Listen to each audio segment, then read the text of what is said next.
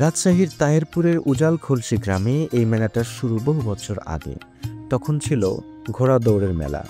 মাঠ জুড়ে দৌড়াতো ঘোড়া, চারপাশে হইচই ঢোলের শব্দে মুখরিত হতো পুরো গ্রাম। কালের পরিক্রমায় সময় অনেকটা বদলে গেছে। নদীর পাড়ে শুরু হলো নৌকা বাইচ। একটা গ্রাম আর শত মানুষের উল্লাসে ভরে উঠত চারিদিক। ঢেউয়ের সাথে সাথে বাজত ঢাক ডোল আর করতাল।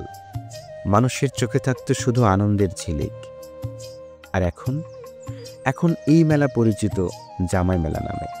আসলে এটা শুধু একটা একদিনের আয়োজন না, এটা গ্রামের মানুষের মিলন মেলা, যেখানে পুরনো বন্ধুদের দেখা মেলে, বাচ্চাদের হাসি, বেলুনের রং আর মিষ্টির গন্ধে ভরে যায় বাতাস।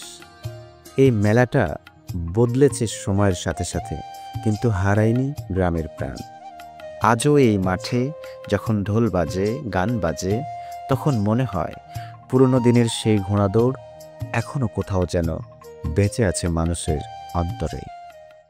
আমার শস্য শ্যামল দেশ আর খেটে খাওয়া মানুষ।